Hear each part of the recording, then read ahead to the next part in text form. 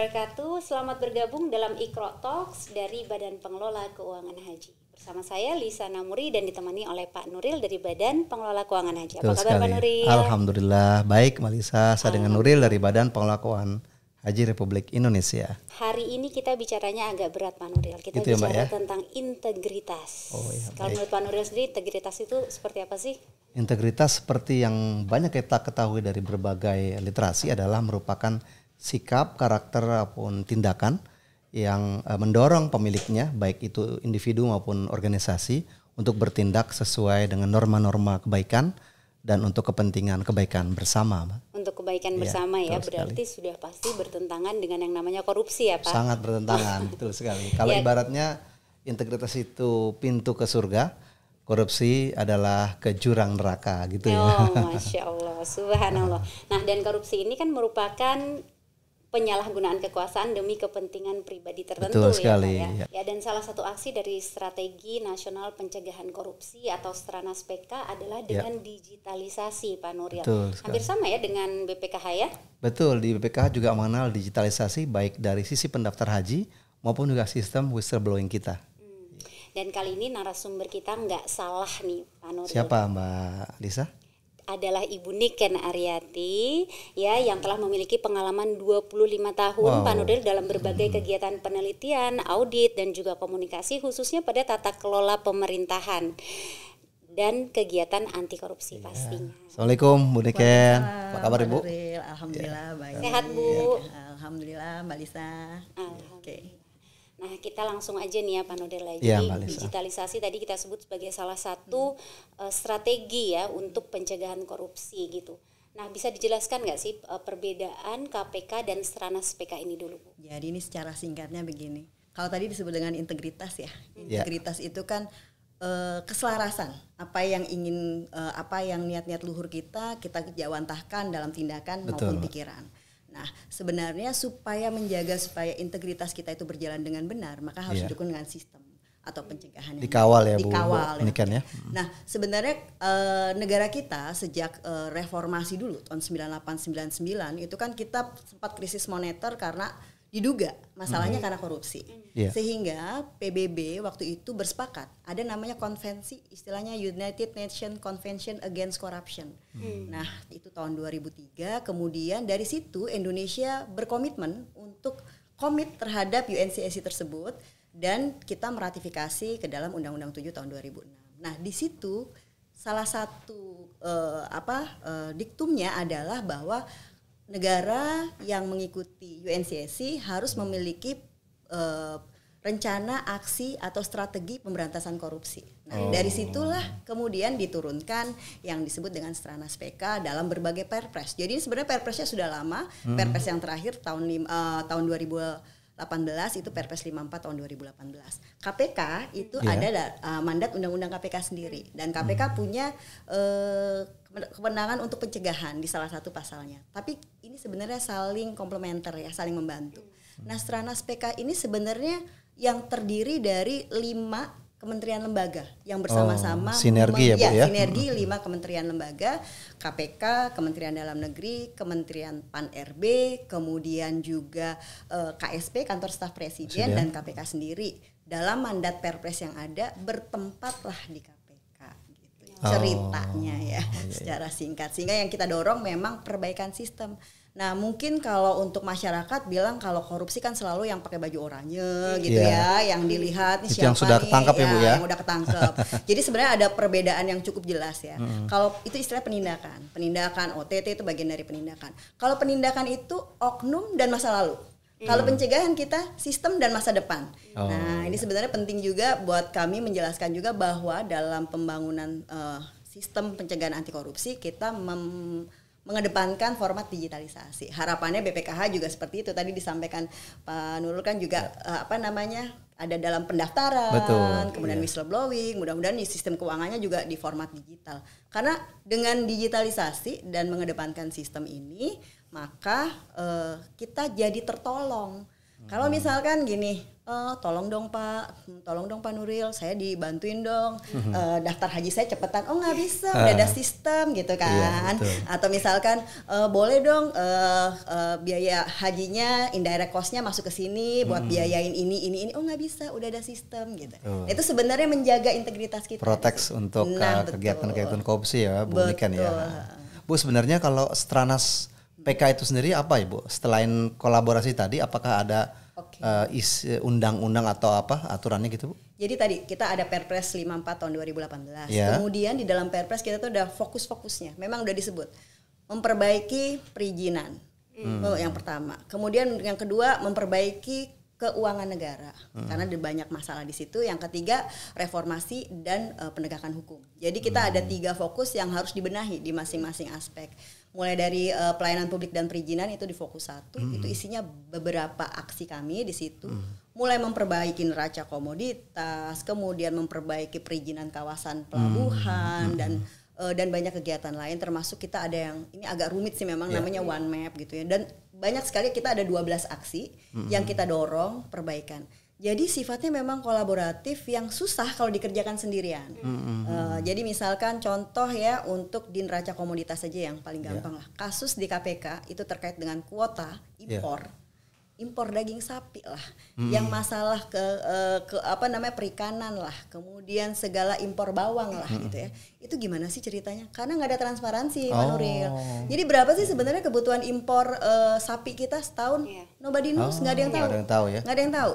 Nah kemudian kok tiba-tiba bisa fluktuatif gitu ya naiknya, nggak ada yang tahu juga. Makanya kita sebut di dalam salah satu rekomendasi yang dikeluarkan oleh KPK, bangunlah tata kelola perniagaan tersebut dalam neraca komoditas platform jadi digital.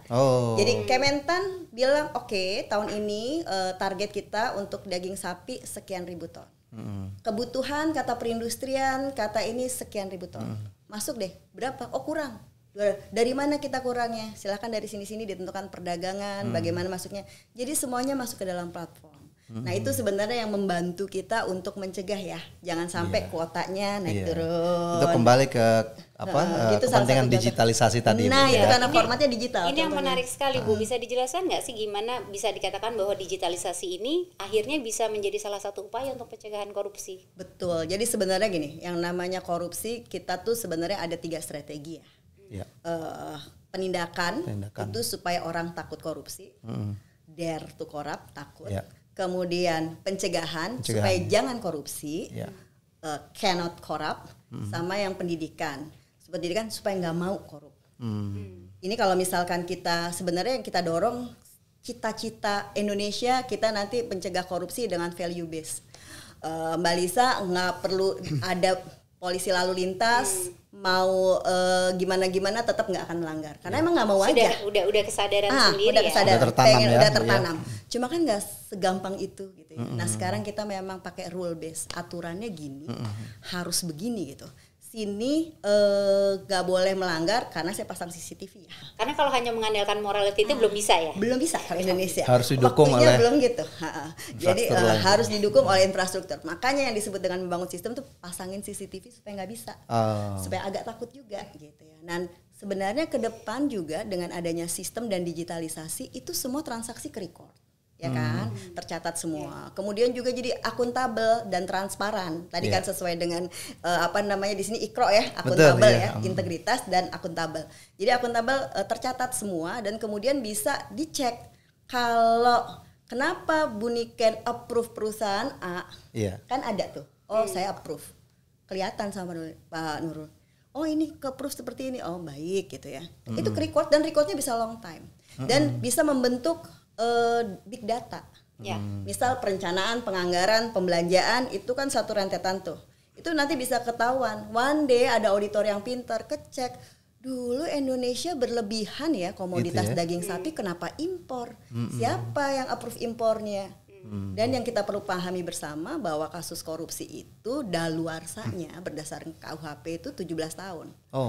Jadi itu kan ada dia kasus korupsi itu adalah kasus korupsi termasuk pelanggaran pidana berat dan menengah ya. Jadi itu memang 17 tahun diatur di KUHP. Saya selalu bilang kepada aparat dan birokrasi juga, nggak usah main-main ya. Sekarang udah ada format digital.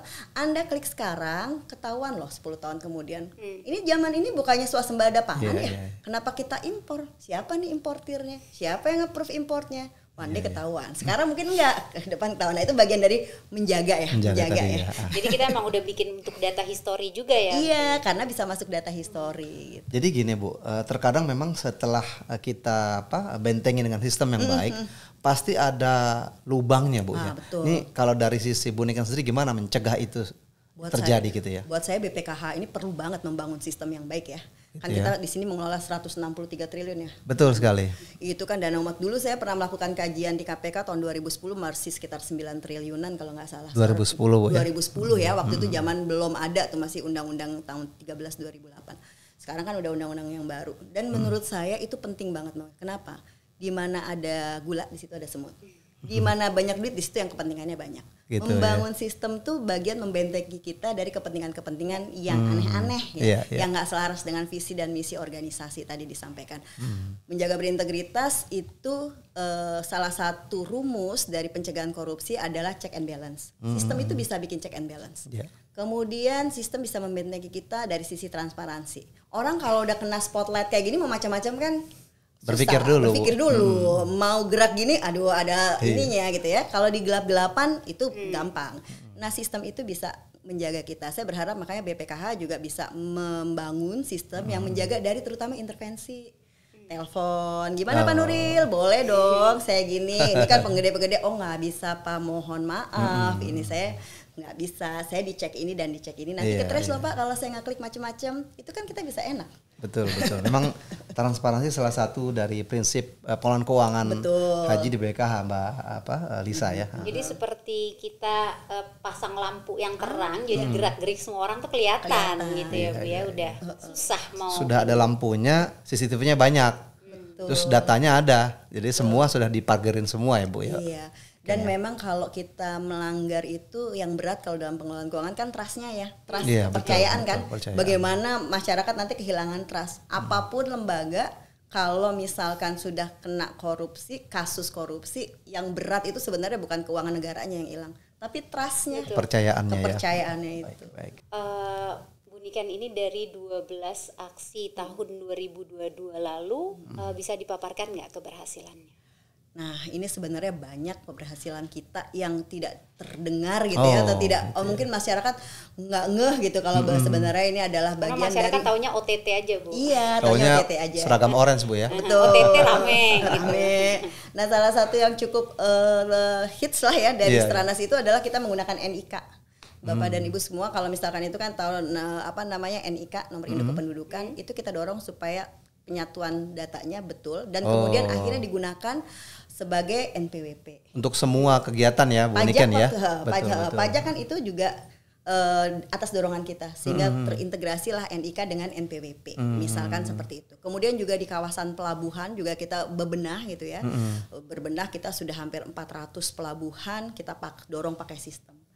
Kemudian kita juga mendorong penerimaan PNBP menjadi lebih bagus dengan beberapa sistem yang kita dorong, misalkan sistem informasi mineral batubara. Di situ kan kita nggak tahu nih batubara kita sering keluar penyelundupan bocor-bocor di mana-mana. Nah sekarang nggak bisa ekspor kalau Anda belum bayar PNBP dulu, sehingga memang bayar di depan baru bisa. Ini itu sebenarnya dorongan yang real ya, sehingga memang penerimaan batubara kita bisa dicek naik lumayan banyak dan beberapa PNBP lain di KKP juga naik hampir 180% di satu semester pertama karena dia pakai sistem. Jadi lebih termonitor. Tapi kebayang ribetnya ya Bu. Iya. Sistem kalau kita bicara pelabuhan aja sebegitu banyaknya pelabuhan. Iya, semua harus KL dimasukkan sistem, belum juga dari sumber daya manusianya yang belum tentu bisa langsung menerima sistem tersebut ya Bu ya. Betul. Jadi ini memang yang namanya koordinasi, kolaborasi itu gampang diomongin tapi itu barang mewah banget di Indonesia. Sangat mewah sehingga kita di Stranas itu bahkan kita antar Menko. Antar Menko Marinvest dengan Menko Perekonomian, Menko Perekonomian dengan Menko PMK dan model-model seperti itulah. Jadi emang easy to say tapi susah sekali implementasinya. Tadi saya tertarik ada 3 kegiatan besar ya Bu ya, pencegahan, kemudian penegakan dan pendidikan. Ini kalau dari 3 hal ini kira-kira yang lebih strong di mana yang dilakukan di KPK sekarang? Kalau Stranas PK pencegahan ya, karena Pencegahan kita ya? strategi nasional pencegahan. Iya. Kalau penindakan itu sebenarnya kalau penindakan itu kan ultimum remedium, tindakan terakhir kalau udah nggak bisa diapa-apain. Jadi diingetin dulu, dan kemudian kalau udah nggak bisa diingetin, tadi kan jurang ke neraka. Kalau emang nggak bisa ditahan-tahan nih dari jurang, ya udah jorokin es kalian. Habis diingetin berkali-kali nggak ini juga. Nah itu beberapa yang kita dorong. Jadi kalau di Stranas PK kita memang mencegah. Harapannya kalau sudah terbiasa bekerja dengan sistem, ada apa-apa lagi udah nggak suka. Kalau gitu. di pendidikan apa yang dilakukan oleh PKPK selama ini? Kalau di KPK pendidikan sendiri ada Direktorat Sosialisasi dan Kampanye, ada kita di KPK khusus untuk ada di kedeputian sendiri untuk pendidikan dan peran serta masyarakat. Jadi itu mendorong tadi value integritas tadi. Ada istilahnya nanti Jumat bersepeda, jujur, mandiri. Ada panjangannya ternyata ya. Ada panjangan. Jadi sebenarnya integritas itu bisa terlaksana kalau kita melakukan Jumat bersepeda tadi. Jujur, mandiri, terbuka. Kemudian berani, adil, disiplin gitu. Bersepeda, sederhana, peduli gitu. Disiplin gitu. Kurang lebih seperti itu, saya agak kurang hafal. Jadi memang ada value-value yang kita dorong. Karena tadi integritas harus didorong sama berani ya. Kalau kita tahu itu salah, kita tahu di hati kita kan tahu itu salah. Namanya kan kita lahir kan pasti punya hati nurani Bu ya. Betul, udah suci dan punya hati nurani. Nah itu kalau kita terus pelihara baru ini bisa kita dorong kalau kita berani. Iya, tinggal berani nggak mengadukan ke whistleblowing system. Nah betul. Karena memang berat ya mengadukan ke WBS itu. Harus punya keberanian yang luar biasa. Nah, Bu, tadi saya tertarik dengan korupsi by klik itu. Boleh dijelaskan lagi nggak sih? Jadi yang namanya sistem digitalisasi itu tetap ada orang di belakangnya. Man behind the gun ya. Itu kan cuma gunnya aja, cuma toolsnya ya, cuma alatnya. Tetap manusia yang di dalam. Kalau semuanya pakai sistem nggak usah perlu ada ASN, nggak perlu ada orang, biarin aja komputer yang bekerja gitu ya. Dimana diskresi masih tetap ada di situ. Selalu ada proses validasi, approve by siapa gitu ya.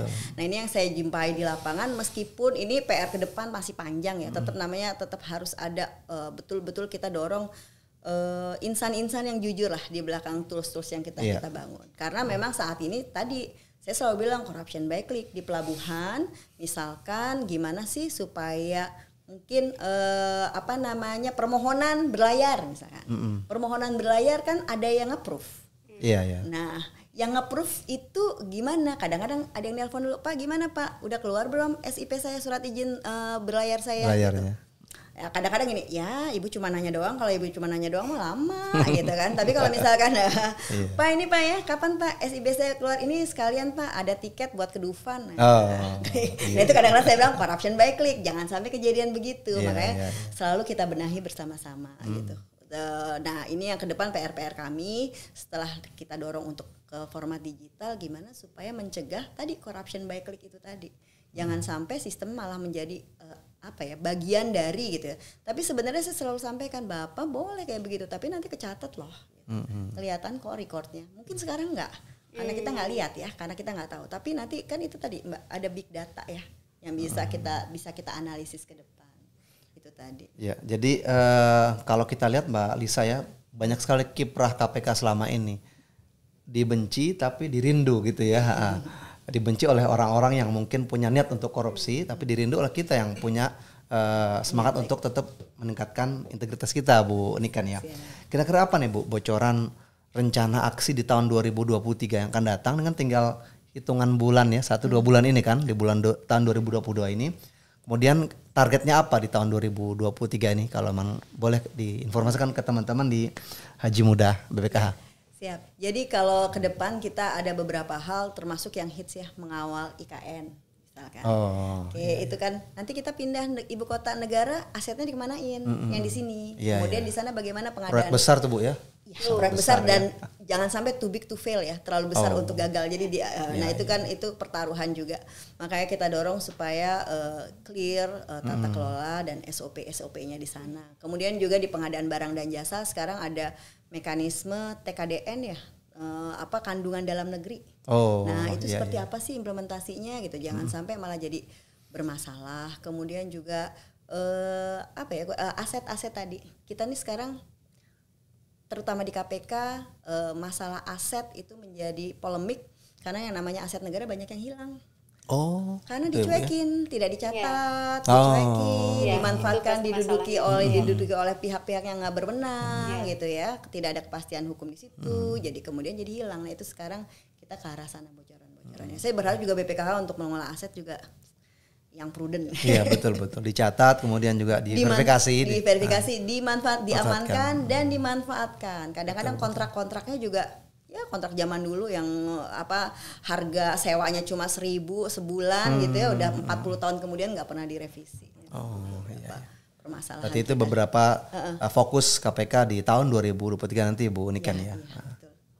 Ya jadi saya tekankan lagi bahwa memang semua yang Bu Niken lakukan ini gitu ya dari Stranas PK ini merupakan strategi nasional ya untuk pencegahan korupsi dan bukan KPK ya.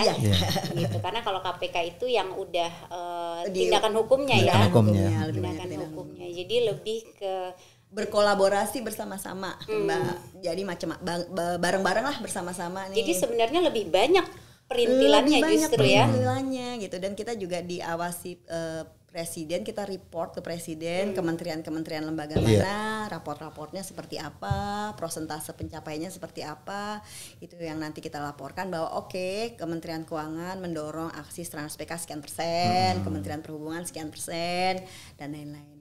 Izin menjelaskan sebentar tadi agak kelupaan, kan kita ada 5 ya.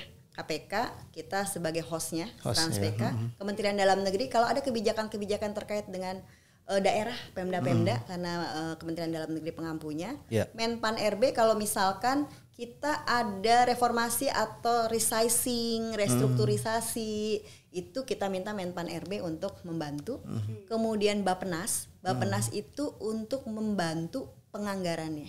Jadi ini Stranas PK adalah prioritas nasional yang penganggarannya harus dorong Bappenas. Nah, nanti di Bappenas di sana perencanaannya mau membangun kawasan pelabuhan sudah masuk Stranas PK, kita kawal ya.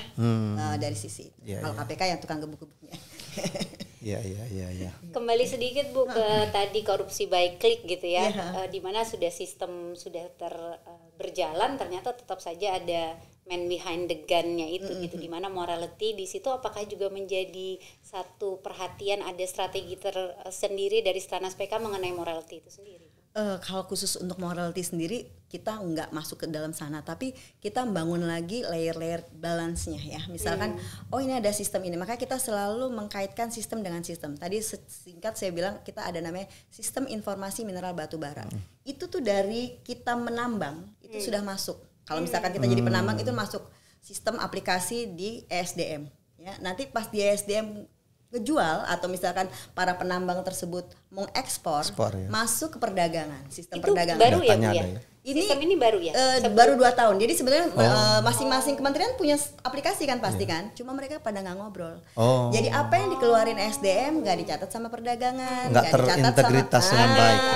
Keuangan, jadi kemudian banyak sama sekali bolong-bolongnya ya. Iya, makanya kita bikin layering. Jadi kalau misalkan udah diklik di sana, harusnya masuk ke sini dong, gitu kan. Kok nggak masuk-masuk? Baru kan ngecek. Nah itu sebenarnya mekanisme check and balance yang kita yang kita dorong. Kenapa Pak kok belum di approve? Lama banget Bu, harusnya 1 minggu, dia 2 bulan, kan kita tinggal nanya, Bapak kenapa lama? Dulu nggak ada yang ngecek karena jalan sendiri gitu kan. Nah sekarang ngecek dan bisa kelihatan di platform, itu salah satu yang kita dorong di situ. Karena kalau untuk saat ini ya Mbak Lisa, kalau kita berdasarkan morality aja, semoga Mbak Lisa ya semua yang jadi ya ganda-ganda biar apa-apa pokoknya lurus. Nah itu kan agak susah kalau tapi sekarang. Itu juga walaupun mungkin sekelas Mbak Lisa yang kita udah tahu integritasnya, tapi kan namanya kesempatan ya Bu. 3 hari nggak udah Bu, saya ini aja deh jadi host aja deh. Karena kan di telepon, kan kita nggak tahu. Ya Bu Niken, jadi pencegahan korupsi itu bisa melibatkan masyarakat gitu ya. Kira-kira bagaimana konkretnya pelibatan masyarakat dalam mencegah tindakan korupsi ini? Kita pertama kita jangan mau jadi korban ya. Saya selalu bilang kayak gitu. Kalau masyarakat mau terlibat, bapak dan ibu itu kalau diem aja itu korban. Pasti itu korban. apalagi jadi pelaku ya, jangan sampai. Tapi dengan apa kita aware, kita awas, dan sekarang kan kita bangun sistem. Silakan dilaporkan saja, dan kami memang mendorong juga tadi whistleblowing system. Dan saya berharap semua KL yang membangun whistleblowing system itu punya prinsip-prinsip kerahasiaan, menindaklanjuti gitu ya. Jadi masyarakat juga aman ketika melaporkan. Nah, kemudian kita juga tahu hak dan kewajiban kita apa, hak kita apa. Oh, saya harusnya terima hak ini berarti. Dan itu silakan dikomunikasikan. Sekarang udah zamannya transparansi, dan kita bisa tahu kok banyak bahwa oh ini seperti, laporkan aja kemana-mana. Kalau kata saya ya, maksudnya silakan aja. Semua layanan sekarang sudah ada pengaduannya, dan sekarang semua layanan publik kita dorong untuk pakai format-format yang lebih transparan dan digital. Jadi ya silakan saja laporkan melalui saluran yang resmi. Kemudian jangan percaya yang mengatasnamakan AU gitu ya. Saya urusin Mbak, nanti bisa cepet, tapi biayanya sekian. Nah itu kalau kita masih ikut sana berarti kita bagian dari pelaku itu sendiri. Gitu. Tanpa kita sadari ya. Gitu. Sebelum nanti ke Mbak Lisa, Bu, dari upaya kita di Indonesia untuk mencegah korupsi dan lain-lain, kira-kira kalau dari hasil selama ini kita ada di peringkat berapa Bu untuk Indonesia? Kita masih peringkat, saya lupa ya. Kita di CPI itu kita masih peringkat bawah ya. Menengah lah. Makanya saya selalu bilang kayak begini. Kalau misalkan kita sekolah di ranking gitu ya, emang sih cakep, pinter. Tapi kalau diurutin siapa yang paling suka nyontek? Pasti nggak enak ya. Jadi saya selalu bilang, nah ini sebenarnya harus kita tingkatkan. Tapi gini, indeks persepsi korupsi kita, mohon maaf Mas, saya agak lupa angkanya gitu ya. Tapi memang kita masih bahkan lebih jelek dari Timor Leste. Ini sebenarnya patut kita prihatin juga ya. Kok kita masih begini-begini aja. Tapi memang kalau misalkan kita mau ke negara, saya sih sebenarnya nggak mau bilang karena kan negara kita besar, karena kan orangnya banyak, pendidikannya kan masih belum cukup. Bukan alasan, bukan alasan karena Thailand, Singapura, kemudian bahkan mungkin Vietnam itu lebih baik dari kita. Kan nggak bisa kita ngeles kayak gitu ya. Memang harus ada yang kita perbaiki lah bersama-sama. Jadi memang sektornya besar, dan ini kerjanya itu bukan hanya Stranas PK sendiri, bukan hanya KPK sendiri, tapi harus tadi partisipasi semua. Betul. Kita sadar bahwa ini musuh bersama, dan ini ordinary crime. Jadi extraordinary crime, bukan ordinary crime. Jadi kalau nggak kuat, nggak akan selesai. Kita akan berdiri di tempat yang sama terus gitu. Tadi Bu Nikan sebut-sebut KL, bisa dijelaskan? Kementerian dan lembaga. Institusi Kementerian dan lembaga. Mohon maaf terlalu tensi. Memang di BPKH pun gini, Mbak Lisa, bahwa BPKH memiliki berbagai perangkat Bu ya. Kita punya whistleblowing system juga melalui WhatsApp, kemudian juga email, dan juga melalui kanal-kanal lain gitu seperti itu. Dan ini bisa disampaikan kepada segenap mitra-mitra kita di BPKH. Apabila mendapati ada keinginan atau penyalahgunaan wewenang dari insan BPKH, jangan ragu untuk melakukan pelaporan ya Bu ya, untuk mendukung gerakan pencegahan korupsi tadi. Karena memang dana yang dikelola itu dana umat, apalagi haji ya Mbak Lisa ya. Kalau sampai ini nauzubillah gitu ya, itu merupakan distrust yang sangat besar buat kita ya Bu ya, seperti itu ya. Ya, sementara kalau di Stranas PK sendiri Bu, ada nggak sih mekanisme lapor seperti itu? Ada. Jadi kita memang sekarang mendorong lapor itu terintegrasi dengan Jaga yang ada di KPK. Jadi kita punya aplikasi namanya Jaga, dan itu kita terkoneksi gitu ya. Nah sekarang yang kita dorong, yang insya Allah launching nanti Desember, itu terkait dengan Jaga Pelabuhan. Jadi di pelabuhan itu tadi disampaikan kan banyak sekali kementerian dan lembaganya. Saya sampai bilang ini semua kementerian lembaga ada di pelabuhan ya, kecuali Kemenak ya. Tinggal Kemenak aja nih yang belum bikin di pelabuhan. Pelabuhan itu ini sekali ya. Iya. Karena hajinya udah gak lewat pelabuhan Mbak. Haji lewat itu semua bandara.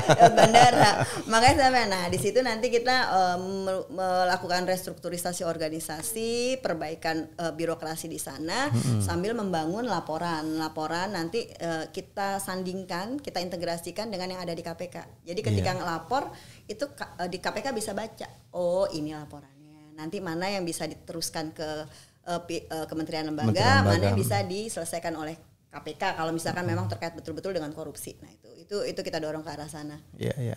Insyaallah. Kalau di BPKH sendiri, kami punya selain channel digital tadi Bu, kita punya namanya nilai manfaat atau virtual account ya. Iya, Nah itu merupakan amanah dari Undang-Undang Nomor 34 untuk menyampaikan membagikan nilai manfaat kepada jemaah haji tunggu Mbak Lisa.